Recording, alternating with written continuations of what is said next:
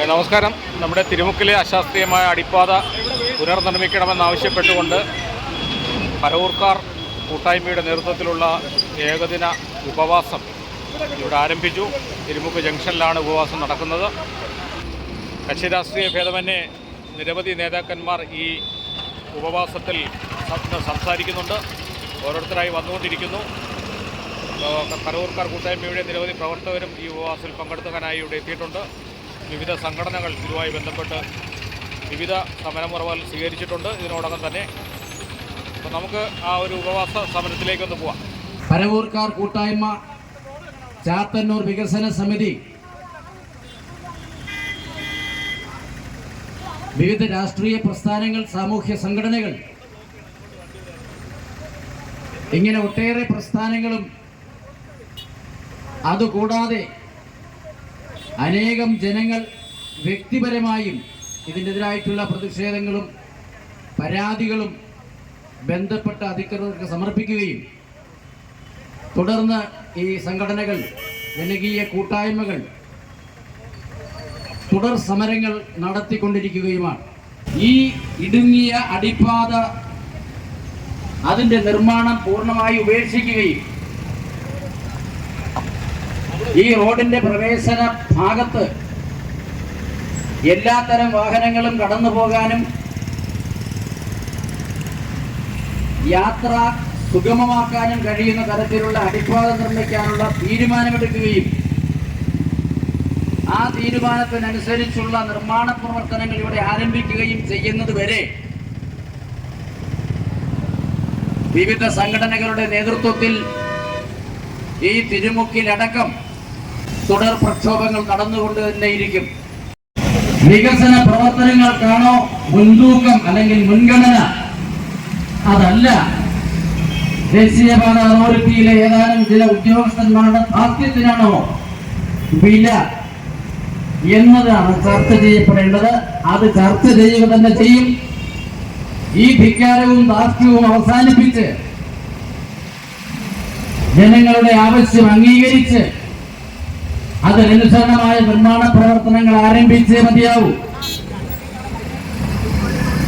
ഈ മുന്നറിയിപ്പ് കൂടി നൽകിക്കൊണ്ടാണ് തുടർച്ചയായി നടന്നു വരുന്ന സമരപരിപാടികളുടെ ഒരു ഘട്ടമെന്നുള്ള നിലയിൽ പരവൂർക്കാർ കൂട്ടായ്മയുടെ നേതൃത്വത്തിൽ ഇന്ന് ഇവിടെ ഈ നിരാഹാര സമരം സംഘടിപ്പിച്ചിട്ടുള്ളത്. ഈ നിരാഹാര സമരം ഉദ്ഘാടനം ചെയ്യുവാൻ ഇവിടെ എത്തിച്ചേർന്നിരിക്കുന്നത് പ്രമുഖ സാമൂഹ്യ സാംസ്കാരിക പരിസ്ഥിതി പ്രവർത്തകനും കേരള ശാസ്ത്ര സാഹിത്യ പരിഷത്തിന്റെ സംസ്ഥാന ഭാരവാഹിയും ചാത്തന്നൂർ വികസന സമിതിയുടെ ബഹുമാന്യായ പ്രസിഡന്റുമായിട്ടുള്ള ശ്രീ രാജശേഖരൻ അവർകളാണ്. കഴിഞ്ഞ ഏതാനും നാളുകളായി നിരവധി പ്രസ്ഥാനങ്ങൾ വലിയ ജനകീയ പ്രക്ഷോഭത്തിന് നേതൃത്വം കൊടുക്കുകയാണ്. ചെറിയ വാഹനങ്ങൾക്ക് മാത്രം കടന്നു പോകാൻ വേണ്ടി തയ്യാറാക്കിയ സ്മാൾ വെഹിക്കിൾ അണ്ടർ പാസേജ് ആണ്. ഈ അണ്ടർ പാസേജിന്റെ പൊക്കം 4 മീറ്ററാണ്, മറ്റത് 7.8. അപ്പൊ 7.8 മീറ്റർ മാത്രം വീതിയുള്ള 2 വാഹനങ്ങൾക്ക് ഒരു കാരണവശാലും, ചെറിയ വാഹനങ്ങൾക്ക് മാത്രം എന്ന് പറഞ്ഞാൽ ഓക്കെ, വലിയ വാഹനങ്ങൾക്ക് ഒരു തരത്തിലും കടന്നു പോകാൻ കഴിയാത്ത തരത്തിലാണ് ഇതിന്റെ സ്ട്രക്ചർ ഉണ്ടാക്കിയിരിക്കുന്നത്. അത് ആ SBUP എന്ന് പറയുന്ന സംവിധാനത്തിൽ അങ്ങനെയാണ് അതിന്റെ DPR ഉണ്ടാക്കിയിട്ടുള്ളത്. അപ്പൊ ഇവിടെ ഈ ചെറിയ വാഹനങ്ങൾക്ക് മാത്രം കടന്നു പോകാൻ കഴിയുന്ന തരത്തിൽ ഈ അടിപ്പാത ഉണ്ടാക്കുമ്പോൾ ഞാൻ നേരത്തെ സൂചിപ്പിച്ചതുപോലെ ഇതിന്റെ മറ്റു കാര്യങ്ങളെ സംബന്ധിച്ച്, ഇതിന്റെ പ്രത്യേകതകളെ സംബന്ധിച്ച് ഇവിടെ വലിയ വാഹനങ്ങൾക്ക് കടന്നു പോകാൻ കഴിയുന്ന തരത്തിൽ അടിപ്പാതകൾ ഉണ്ടാക്കേണ്ടതാണ് എന്ന ബോധ്യം ഒരു കാരണവശാലും അവർ സ്വീകരിച്ചില്ല. ഏത് സംഘടനയുടെ പേരിലായാലും ഈ ആവശ്യം ഉന്നയിച്ചുകൊണ്ട് നടത്തുന്ന ആ എല്ലാ ആളുകളുടെയും പ്രതീക്ഷയാണ് ഞാൻ നിങ്ങളുടെ മുമ്പിലേക്ക് വെക്കുന്നത്. ആ അർത്ഥത്തിൽ മുഴുവൻ ആളുകളുടെയും സഹായം ഉണ്ടാകും എന്ന പ്രതീക്ഷയോടുകൂടി ഇന്ന് രാവിലെ മുതൽ വൈകിട്ട് 6 മണി വരെ പരവൂർക്കാർ കൂട്ടായ്മ ഇവിടെ നടത്തുന്ന ഉപവാസ സമരം അത്തരത്തിൽ ഈ സമരത്തിന്, ഈ വലിയ സമരത്തിന് ആക്സലറേറ്റ് ചെയ്യുന്ന, ആ പ്രവർത്തനത്തെ സ്പീഡപ്പ് ചെയ്യുന്ന ഒരു പ്രവർത്തനമായി, ഒരു ഇടപെടലായി, ഒരു സമരരൂപമായി നമ്മൾ കാണുന്നു. ആ സമരത്തിൽ പങ്കെടുക്കുന്ന മുഴുവൻ ആളുകളെയും, പരവൂർ കൂട്ടായ്മയുടെ മുഴുവൻ അംഗങ്ങളെയും, ഈ ഒരു സമര പരിപാടിയിൽ പങ്കെടുക്കുന്ന എല്ലാവരെയും അവരുടെ ആശംസകൾ അറിയിച്ചുകൊണ്ട് ഈ സമര പരിപാടി ഔപചാരികമായി എല്ലാവരുടെയും അനുവാദത്തോടു കൂടി ഉദ്ഘാടനം ചെയ്തതായി അറിയിച്ചുകൊണ്ട് ഞാൻ അവസാനിപ്പിക്കുന്നു. നമസ്കാരം.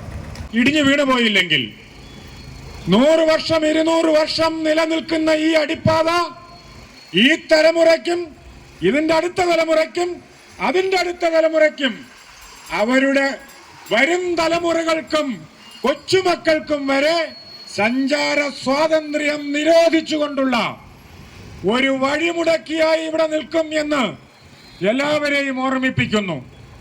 ഞങ്ങളെയൊക്കെ ആക്ഷേപിച്ചും കളിയാക്കിയുമൊക്കെ സംസാരിക്കുന്നവർ, ഞാൻ മുമ്പ് ഒരു യോഗത്തിൽ പറഞ്ഞതാണ്, ഈ സമരമൊന്നും ഞങ്ങളാരും കൊട്ടേഷൻ എടുത്തിട്ടുള്ളതല്ല.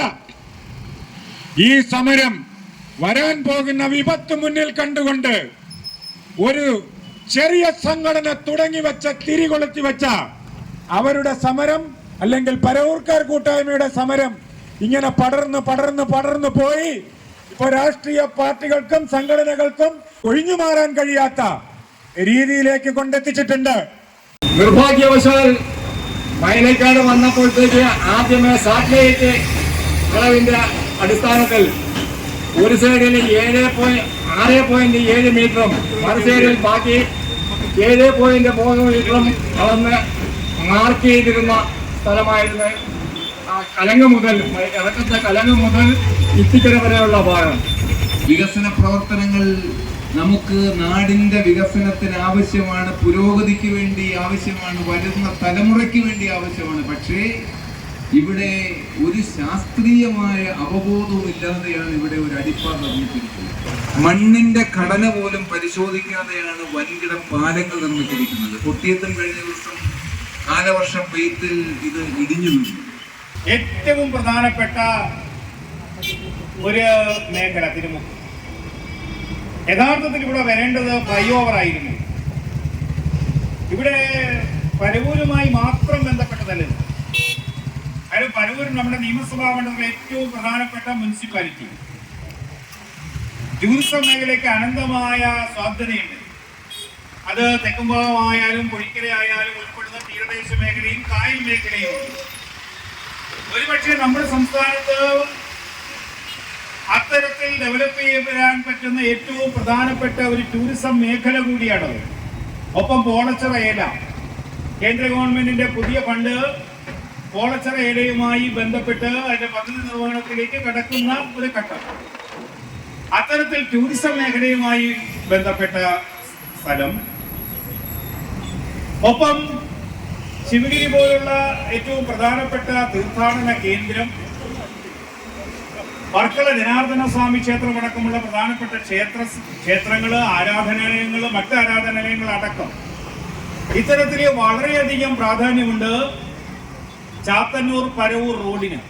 60 മീറ്റർ എടുത്തെടുത്ത് ഇനി 30 മീറ്ററും കൂടി വേണം എന്ന് അവിടെ ആവശ്യപ്പെടുന്ന ഒരു ദീർഘകാല അടിസ്ഥാനത്തിലുണ്ടാകുന്ന വികസന പ്രവർത്തനങ്ങളെ മുൻകൂട്ടി കണ്ടുകൊണ്ടാണ് ഹൈവേയുടെ വികസനം ഉണ്ടാകേണ്ടത് എന്നാണ് അദ്ദേഹയുടെ സൂചന. ശരിയാണ്, വളരെ വാസ്തവമുള്ള കാര്യമാണ്.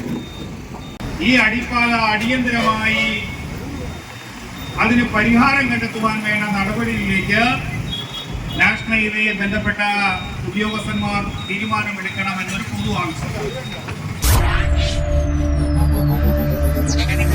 Jewel Junction Media.